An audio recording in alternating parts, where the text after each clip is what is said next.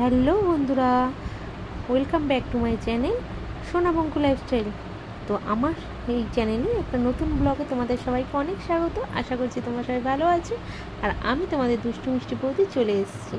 তো দেখো, দুপুর বাজে এখন প্রায় 12:30 কাছাকাছি, কারণ ছেলেকে নিয়ে স্কুলে গেছিলাম। স্কুল থেকে এসে রান্না করতে বসিয়ে পড়েছি। আর সকালবেলা তো মোটামুটি ভাত হয়েছিল, আলু ভাজা হয়ে গেছিলো, আর ছেলে খেয়ে স্কুলে গেছে। আর আমি এসেই আর না নিঃশ্বাস নিয়ে বসে পড়েছি একদম পাকা গিন্নির মতন তরকারি সবজি কাটতে। আর সত্যি কথা কি, বিশ্বাস করো, মাছ হোক আর মাংস হোক, আমার যেন সবজিটা সব থেকে বেশি ভালো লাগে। আর সবজি কাটবো আর কাজ করবো আর একটু গান শুনবো না, এটা কি হতে পারে? একদমই না। তো সেটাই করছিলাম, গান শুনছিলাম আর সবজি কাটছিলাম। কারা কারা করো বলো তো তোমরা আমার মতন এরকম? আমার কিন্তু এটা খুব আমার মানে খুব একটা বলতে পারো খুব সুন্দর একটা বলতে পারো, কী বলবো অ্যাকচুয়ালি আমি ঠিকঠাক জানি না, বাট আমার এটা একটা অভ্যাসে পরিণত হয়ে গেছে। মানে গান শুনতে কাজ করলে না, যখন কেউ না থাকে তখনই শুনি, নাহলে ছেলে থাকলে তো উপায় হয় না, ছেলের পেছনে চিৎকার করতে ওটাই গান হয়ে যায়। আমার গলাটাই যেন গানের সুরে হয়ে যায়। তো যাই হোক, ছেলে এখন বড় হয়েছে, তো ছেলে অনেক বলে কি আমি চিৎকার করি, তো ছেলে বলে তুমি আস্তে কথা বলবে, কিন্তু কি করবো বলো, একদম শোনে না চিৎকার না করলে। সবার ঘরেই আশা করছি এরকম একটা করে যন্ত্র আছে, আর সেই যন্ত্র পেছনে তাদের মায়েরা সারাদিন চিৎকার করতে থাকে, তাই না? তো চলো, যাই হোক, অনেক কথা বলে ফেললাম, অনেক বকবক করে ফেললাম। আর এদিকে দেখো, আগের দিন তোমাদের দেখিয়েছিলাম যে 500 ঝিঙে নিয়ে এসেছিলাম। আর ঝিঙে খেতে তো আমার হেভি লাগে, বিশ্বাস গরম, আমি বললাম না তোমাদের, সব রকমের সবজি আমার খেতে পছন্দ করি আমি, বাট ঝিঙেটা যেন একটু আলাদা, একটু ভালোবাসা ঝিঙের প্রতি। ঝিঙে দিয়ে পোস্ত খাবো বলে চিংড়ি মাছ রেখেছি, আর ঝিঙে আছে ঘরে, সেটা দিয়ে পোস্ত খাবো না, এটা হতে পারে? একদমই না। তো যেরকম ভাবনা চিন্তা সেরকমই কাজ, সঙ্গে সঙ্গে বসে পড়েছি। আগের দিন কিন্তু ঝিঙে আলু পোস্ত খেয়েছি, আজকে আবার ঝিঙে দিয়ে চিংড়ি মাছ দিয়ে পোস্ত খাবো বলে চলে এসেছি, বসে পড়েছি। তোমাদের দাদাভাই বলছে আগের দিনও তো তুমি ঝিঙে খেলে পোস্ত, আবার আজকে? আনলাম হ্যাঁ, আগের দিন নিরামিষ খেয়েছি, আজকে মাছ দিয়ে খাবো। তো দুটোর স্বাদ তো আর এক হয় না। আর চিংড়ি মাছ না আলাদাই একটা প্রেম, তাই না? সবার আমার মতে বলে বেশিরভাগ লোকের চিংড়ি মাছ মানেই একটা কিন্তু আলাদা প্রেম হয় মনের মধ্যে, একটা আলাদা আশা, আলাদা মানে স্বাদ, যেটাই বলো। তো যাই হোক, অনেক বকবক করে ফেললাম। মেন কথায় আসি, যেটা হলো গিয়ে, তোমরা যারা এখনও আমার ফেসবুক পেজটা ফলো করনি, ঝটপট করে ফলো করে দাও। ফেসবুক পেজটার নাম হলো গিয়ে সোনা বৌদি মাস্তি ব্লগ, আর ইনস্টাগ্রাম পেজটা হলো গিয়ে সোনা মিঠু। ইনস্টাগ্রাম শুধু ফলো করলে হবে না, সাবস্ক্রাইব করতে হবে, নাহলে কিন্তু বৌদির ধামাকা ধামাকা লাইভ দেখতে পাবে না। আর আমি কিন্তু রোজ রাতে 11টার থেকে 11:30টার মধ্যে ফেসবুক, ইউটিউব, ইনস্টা, ট্যাঙ্গো, এই 4টেতেই লাইভে আসি, প্রায় 1টা অবধি থাকি। তো সবাই অনেক গল্প করি, 10-15 মিনিট করে সব কটা চ্যানেলে। তো তোমরা সবাই গল্প করার জন্য যদি ইচ্ছুক থাকো, তো অবশ্যই এসো রাত্রি 10:30 থেকে 11টার মধ্যে আমার সাথে কথা বলতে হলে। তো চলো, অনেক ভকভক করে ফেলাম। আর এদিকে দেখো, তেল তো কড়াইতে গরম বসিয়ে দিয়েছি। তো ভাবলাম চলো সবজিগুলো ধুয়ে নিই। আর বাইরে হচ্ছে বৃষ্টি, দেখো বাইরে এত বৃষ্টি হচ্ছে, তারপরেও কিন্তু আমার ঘামটা কমেনি, আমি কিন্তু দরদর করে ঘেমেই যাচ্ছি। আর আমার রান্নাঘরের ছাদটা তো নিচু, প্রচণ্ড গরম হয়, বিশ্বাস করো, অতিরিক্ত গরম হয়। আর আমি চারিধারে বসার জন্য, দেখতেই পেলে কী ছিল, যতক্ষণ টাইম কাজ থাকে ততক্ষণ টাইমে একটু জানলা খোলা রাখি, বাদ বাকি সময় জানলা দরজা সব বন্ধ রাখি।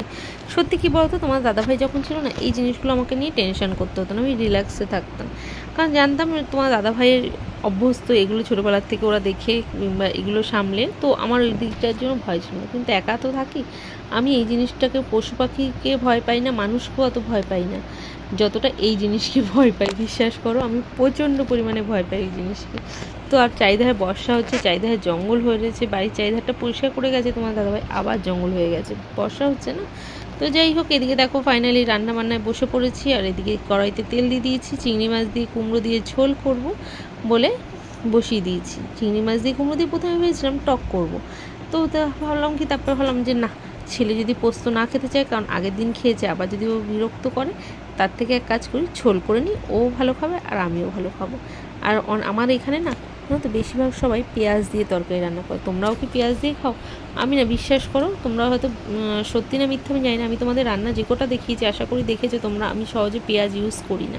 পেঁয়াজ একমাত্র আমি মাংস, ডিম, এগুলোতে বেশিরভাগ পেঁয়াজ ইউজ করি, এছাড়া নাহলে আমি পেঁয়াজ ইউজ করি না। আমার যেন একটা কেমন গ্যাস গ্যাস লাগে, পেঁয়াজ বলো, রসুন বলো, আদাটা ঠিক আছে, ওকে, বাট আর এই যে চিংড়ি মাছ দিলে আমি তো কোনো মশলাই দিই না, একটু জিরে গুঁড়ো দিলেই এনাফ। আমার মনে হয় কি চিংড়ি মাছের নিজস্ব যে স্বাদটা আছে, নিজস্ব যে ঘ্রাণটা আছে, সেটাই যেন অন্য কোনো মশলা দিলে সেই স্বাদটা, সেই ঘ্রাণটা যেন নষ্ট হয়ে যায়। ওই জন্য আমি কোনো কিছু, আর দেখতে পাচ্ছ তার মাঝখানে আমাকে আক্রমণ করার জন্য চলে এসেছিলো একটা ভীমরুল, আর দেখে আমি ভয় পেয়ে গেছি। ওই মৌমাছি কামড় দেওয়ার পর থেকে না এটা যেন একটা আলাদা একটা ভয়ের একটা বিষয় হয়ে গেছে আমার কাছে। আমি মৌমাছি, ভীমরুল এগুলো দেখলেই এখন যেন একটা মনে হয় কি বাঘ দেখার মতন আমার অবস্থা। বলে না যে একবার চুন খেয়ে মুখ পড়ে সে দই দেখলেও চুনকেই ভয় মনে হয় চুন, তো আমার হাল হয়েছে ওরকম। তো যাই হোক, অনেক ভগভগ করে ফেললাম। আর কাঁচা লঙ্কা বাটার তরকারি আমি খাই, তোমরা তো সকলেই জানো। তো কাঁচা লঙ্কা বেটে রেখে দিয়েছিলাম, ওটার তরকারিটার মধ্যে দিয়ে দিলাম, কিচ্ছু মশলা দিয়ে নিই, জাস্ট কালো জিরে সম্বাদ দিয়ে চিংড়ি মাছটা আর কুমড়োটা ভেজে এবার কাঁচা লঙ্কা নুন হলুদ দিয়ে কী করবো, আর নামানোর আগে একটু ভাজা জিরের গুঁড়ো দিয়ে দেবো। এই হলো আজকে আমার রান্নার রেসিপির মশলা। তো তোমরা এরকম হালকা পাতলা করে খেয়ে দেখতে পারো, স্বাদও লাগে প্লাস শরীরটাও তোমার ভালো থাকবে। যতটা পরিমাণে মশলা কম খাবে ততটাই ভালো। হ্যাঁ, অনেকে হয়তো বলবে যে বৌদি তুমি তো এত ফ্যাট, তারপর এত, দেখো আমি তেল মশলা কম খাই, কিন্তু বাট আমি খেতে ভালোবাসি, আমি রান্না করতে ভালোবাসি, খেতে ভালোবাসি এবং খাওয়াতে ভালোবাসি। তিনটেই আমি করতে ভালোবাসি, আমার কোনো অসহ্য লাগে না। হ্যাঁ, সেটা হতে হবে আমার মনের মতন রান্না, এবং আমি আমার মনের মতন করেই রান্না করি। আর আশা করছি আমার রান্না যারা যারা খেয়েছে তারা কেউ এখনও পর্যন্ত বলেনি যে খারাপ। খুব আমার শ্বশুরবাড়িতে কিন্তু আমার রান্নার খুব নাম আছে। সবাই বলে আমি নাকি পেঁয়াজ রসুন ছাড়াও খুব সুন্দর রান্না করি। এটা সত্যি না মিথ্যা আমি জানি না, বাট সবাই বলে। হতে পারে হয়তো কিছুটা সত্যি, বাট আমার না অন্যের হাতে রান্নার থেকে নিজের হাতে রান্না খেতে খুব ভালো লাগে। আমার মনে হয় কি অন্যের হাতের মানে 10 তরকারির থেকে নিজের হাতে সিদ্ধ ভাতটা খেয়েও যেন আরাম একটা আলাদা। কার কার এরকম মনে হয় বলো তো? আর এদিকে যাই হোক, ওইদিকে দেখো একটা তরকারি বসিয়ে দিয়েছি, আর এই কড়াইতে একটা তরকারি বসিয়ে দিয়েছি, কারণ হয়ে গেছে এখন অনেকটা বেলা, প্রায় বেলা 1টা বাজে চলো। আর আমরা এই টাইমের মধ্যে খাওয়া দাওয়া কমপ্লিট করি। এই কদিন ধরে না খুব টাইমের গড়বড় হচ্ছে। তো যাই হোক, অনেক ভগভগ করে ফেললাম, অনেক জ্ঞান দিয়ে দিলাম। তো এরকমভাবে খেয়ে দেখো। এদিকে পোস্ত লঙ্কা বেটে রেখেছি, কাঁচা লঙ্কা আর পোস্ত, এদিকে নুন হলুদ দিয়ে একটু ঝিঙেটা ভেজে নেবো, তারপর ওই বাটাটা দিয়ে ফুটিয়ে নামিয়ে দেবো। কারণ আমি পোস্ত দিলে না তরকারি কষাই না, তো তাহলে পোস্ত নিজের স্বাদটাই নষ্ট হয়ে যায়। সর্ষে দিলে কষাই, বাট পোস্ত দিলে একদমই কষাই না। কারা কারা আমার মতন খাবার বানাবো বলো তো? আর তোমরা যারা যদি আমার দেওরা দেখে থাকো, তাহলে দেওরা কিন্তু এরকম মাঝে মাঝে বউকে করে খাইও। আশা করছি বউ আনন্দই পাবে আর খুব খুশি হবে। তো ফাইনালি দেখো রান্নাবান্না কমপ্লিট। সকালে আলু ভাজা করেছিলাম যেটা বললাম তোমাদের, আর এই হলো সেই ঝিঙে দিয়ে চিংড়ি মাছ দিয়ে পোস্ত, আর এই হলো গিয়ে কুমড়ো দিয়ে চিংড়ি মাছ দিয়ে তরকারি, আর সাদা ভাত। তো সবাই ভিডিওটা দেখো আর লাইক কমেন্ট শেয়ার করে দাও অনেক অনেক। ওকে, টাটা বাই বাই, আবার নেক্সট ভিডিওতে দেখা হবে।